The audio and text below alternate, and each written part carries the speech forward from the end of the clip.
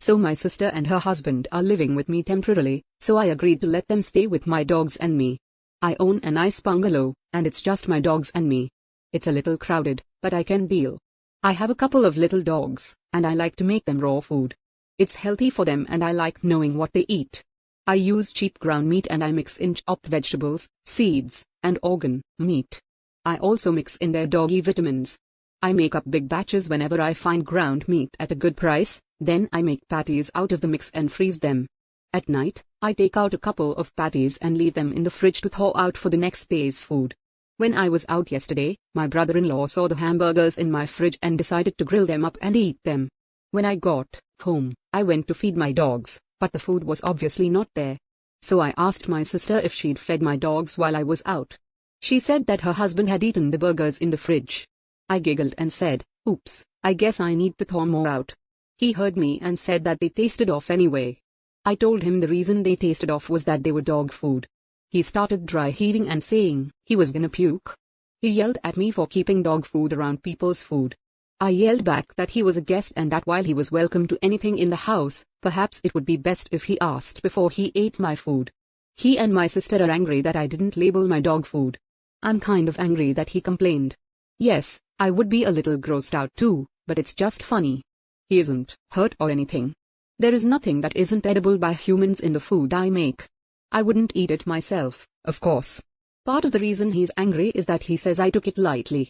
All I did was joke that he would have a nice shiny coat. So, am I the idiot? Lol, not the idiot. Check on him in 3 days, stand behind him and pet his hair and say something like, "Yes, those omega-3s are helping." I also feed raw patties. If someone was gonna be stupid enough to eat random food in my fridge, oh, well. It's probably healthier than what he regularly eats anyways. Agree, this is hilarious. Even if you have a you can eat whatever policy, I will never just grill up obviously prepped burger patties in my host's fridge. That's impolite to me because someone, who is not you, prepared them, and meant to eat them, and then you just come in and decide to grill them up without asking. It's just rude. But the fact that it was meant for the dogs is hilarious and should be a lesson earned. LOL. As for labeling your dog food, well, your house is not set up as a guest house and how you deal with the contents of your fridge is your business. You're a nice person for housing your sister and her husband, at least they should be grateful for that. Nobody died, but your doggos did have to wait for their next meal. Brother-in-law is overreacting. It wasn't intentional on your part, and it is funny. Maybe get brother-in-law a new squeaky toy to smooth things over. My 48-male daughter's 26th wedding was yesterday. She moved back to our home state of Utah with her fiancé after living in Boston for college and dental school. She didn't seem happy to be back here and said she only moved back because her husband's 28 company transferred him here. She knows that in our area, families run large. She's one of 3 kids only because my wife, 47, became sick after our youngest, but it's not uncommon to have families of 8. So when she started planning her wedding, she started worrying about venue capacity and having to spend money on babysitters. For couples with small kids on her list, she made it clear that she couldn't accommodate kids 4 or under at this wedding. That caused a lot of ire and we got phone calls asking why. My daughter's rationale was that she thought older kids would enjoy a party more. My daughter's younger sister Ashley, 24, female, has been married for 2 years and begged her sister to invite her husband's brother and his wife to this wedding too. Ashley's brother-in-law, 41, his wife, 33, have 5 kids, 4 of whom are under the age of 4.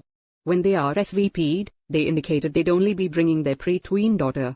I know Ashley's husband's brother well as he funded my brother's new business and employs Ashley's husband, my son-in-law, in a job that allows Ashley and him to be full-time parents to their kids. However, that side of the family took a while to warm up to Ashley as they were wary of newcomers. So the day of the wedding comes and everybody arrives with the kids they RSVP'd for, and then Ashley's brother-in-law arrives early with all 5 of their kids in tow. The nanny they have for their kids is not there. My daughter is angry when she hears of this and they explain that their younger kids were upset and wanted to be in these wedding pictures too. An argument ensues when my daughter says that they had on-call nannies and just for whatever reason decided this was the event they didn't want to leave their kids for. I look over and Ashley is getting upset and her brother-in-law and sister-in-law won't budge. The toddlers are getting anxious and starting to cry loudly and I finally tell my daughter just to let them in or we'd be here forever. She asked why I was taking their side, And I finally said that she needs to lift this child-free policy for the family or cancel the wedding because I was done with her rules and leaving. My daughter says, "Really, Dad, way to take sides." She then stormed off, and there was a minute where she considered walking down the aisle with her future father-in-law. She ends up relenting but says her wedding is marred by this event. Am I the idiot? I was afraid that this would become this standoff and Ashley would face AIR from her in-laws. You are the idiot, and so is the unwanted guest and their unwanted children. Your daughter did her best to be gracious and allow that family to attend, only to be kicked in the teeth by them and you. They and you caused a scene at her wedding, not her. She was simply trying to hold firm to a reasonable boundary during her wedding, and you went full idiot and threw a tantrum like, "I'm going to leave. This wedding is over." You can justify it by saying you were trying to keep peace in someone else's family, but you did it at the cost of the peace in your own family. Ashley's husband's brother funded my brother's new business, so I decided to invite brother's co-founder's whole damn family. Of course, it was hard to follow the chain. Didn't even give the bride daughter a name. Oh, but he mentions Ashley by name 9 times. You're right. Ashley was a good girl and got a man young, you see. The oldest daughter is a crone of 26 who's wasted precious fertile years learning books in a big coastal city. Why on earth does she deserve a name? I just weep for the bride with no name. You clearly have a favorite, and it's not the nameless daughter that just got married. Father of the Year. Way to ruin your daughter's special day and probably your relationship with her and her side of the family. How do you think all the other people felt when they saw 4 toddlers walking in after being told they couldn't bring their own? Hope kissing Ashley's in-laws' families but was worth it. That's clearly everything you seem to care about. I, 27 female, have a very young stepdaughter, Becca, with my husband, Kevin, 30. 50-50 parenting plan with his ex, Wendy, 32 female.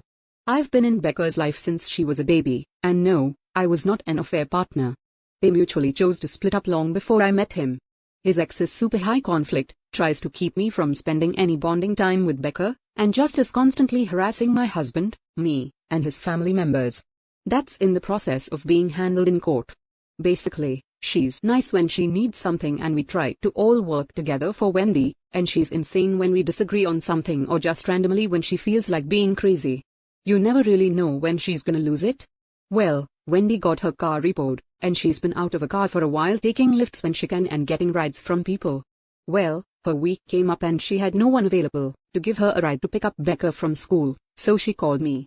I'm currently pregnant, and the last thing I wanna do is interact with her. She just recently mailed my mother asking her to talk to me and tell me to stay out of parenting business, so she can raise her daughter properly. Insane. She didn't even know my mom, so she searched the internet for her info. She asked if I'd be willing to drop Becca off to her. I said no. She tried being nice and begging, but I said no. My husband was working, so he couldn't do it. I picked up Becca and brought her to our house, and Wendy wasn't able to pick her up until 3 days later. My husband said that's her problem, and if she doesn't have the means to pick her up from school, she has no right to treat me and him the way she has and expects me to help her. On the other hand, my friend is a single mom and she told me that's not how you see a parent, and I or my husband should have put our differences aside to let Becca see her mom. Becca didn't care and was happy to stay with us. She could also call and speak with her mom whenever she wanted, which she didn't, and her mom never called to speak to her. I don't know. I'm not a bio mom yet. I will be soon. So maybe I'm missing the mark. Wendy is obviously angry and accusing us of alienation. The paragraphs and calls are non-stop. CO parenting is tough. Am I the idiot? Heck, if she could track down your mom, I'm surprised she didn't just ask your mother to pick her up or drop your daughter off. Instead, she just complained about you. You're right. It's insane. You are not the idiot. I'm not a parent or even a step-parent, but I can see this. The most important fact for me boils down to this. If she couldn't even drive over to pick her up or get someone to do it for her, what would she do if there was an emergency and Becca needed to go to the hospital? Sometimes ambulances take too long. Sometimes parents can lose full custody because they have no transportation method to see to a child's needs. You are the idiot. I think it's extremely short-sighted of you. You're currently in court to modify the custody agreement. Yes. If you have a 50-50 arrangement and you're not facilitating visitation, that could look really bad in court. Wendy could easily argue that you're preventing her from seeing her daughter. I'm not saying that's what you're doing, but I think this could look bad in court. I'd encourage you to keep your eye on the long-term goal. No, no, no. People can't expect to be rude and have benefits. You cannot have it both ways. Stay out of parenting and do parent things for me. You've been told to stay out of parenting. Picking up and dropping off is a parenting decision, unless the parents designate a proxy. Your husband has said no, and as the custodial parent in your home, his word is the final one. You've done nothing wrong. Stay as far away from the impending explosion as you can. You're pregnant and do not need the stress. My dad died when I was 7 years old.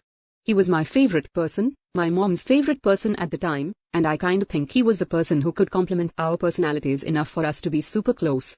Even, as a little kid, I knew that it broke the two of us when he died, but then she found someone else, she found Luke. She married Luke 2 years later and he became her person. Luke, upon realizing my dad had been the parent I was closest to, tried to fill that space and was unwilling to listen when I said that space was reserved for my dad. It caused some tension. Over time, I let some things go. They would call themselves my parents or my mom and dad. I always called him Luke. I always told people close to me about my dad and would make sure it was known Luke was not dad. Now that I'm several years out of their house, our relationship is amicable but not close. I don't hate them, but my mom and I still don't mesh well. And Luke still wants to fill that role my dad had, and I still don't want him to. Ever since I got engaged, my mom has been more present. She's told me how she always dreamed of this day, etc. Over time, she brought up how she and Luke couldn't wait to see him walk me down the aisle and give me my father-daughter dance and how they were excited to be mom and dad of the bride. Of course, I told her none of that was happening. She told me it was always her dream, though. From the time she found out she was expecting a girl, she couldn't wait to watch me on my dad's arm and in his arms for a dance. I told her that was possible when dad was alive, but not when he was gone. She told me it was still possible. There was still my dad, Luke, who deserved it. They both did. I told her I was walking with my fiancé and no father-daughter dance would happen. I told her he would not be listed as the father of the bride anyway because he's not my father. I ended up telling her to leave and I went back to less contact. Then my mom showed up unannounced and started to tell me all about this dream again and what it meant to her, and I told her without hesitation that her dream stopped being possible when my dad died because he was not here to do that stuff and that Luke was never going to be filling my dad's role for me. I told her she might be able to switch them out easily, but I was not. She left in tears telling me I'd punished her for moving on and punished my dad for not being Cal, my dad. That she and my dad deserved better than that, and I was spiteful. Am I the idiot?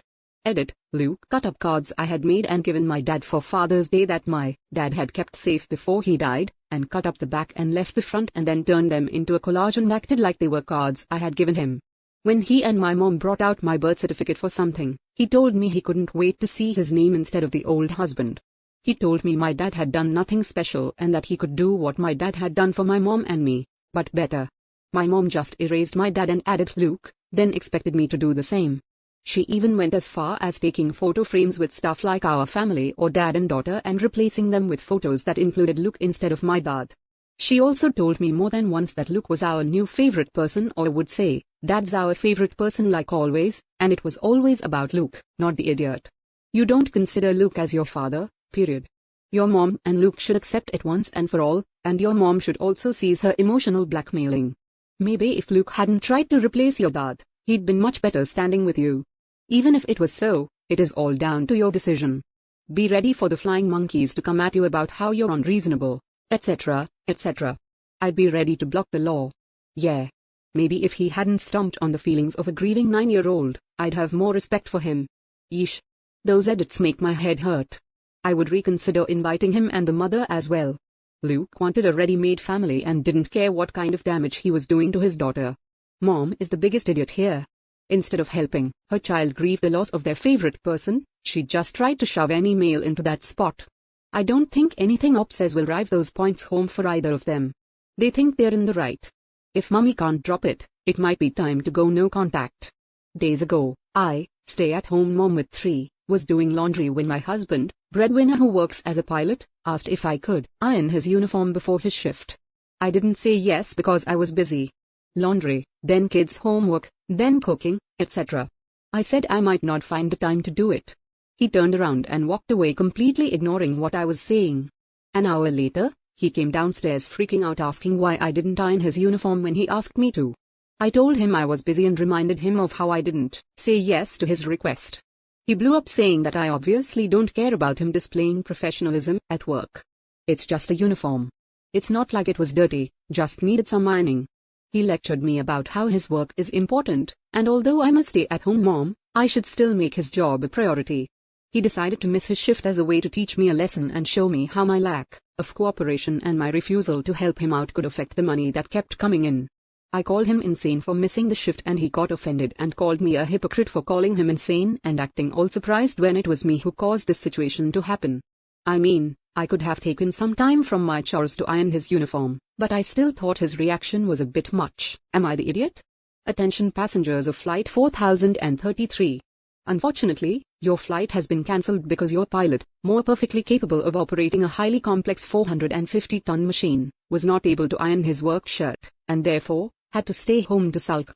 Our sincere apologies for the inconvenience. Not the idiot offered to call his boss to apologize and explain why he missed his shift. Personally, he didn't go to work to teach you a lesson for not ironing his uniform. He is petty enough to risk his family's well-being over an iron shirt. I'm not sure how comfortable I would feel with my life in the hands of someone that petty. For me, anytime an adult says they are or want to teach a lesson to another adult is a massive red flag and causes you to distance yourself away from them, if not to leave altogether. It betrays a manipulative mindset where they think they have the right to try and control other people's actions.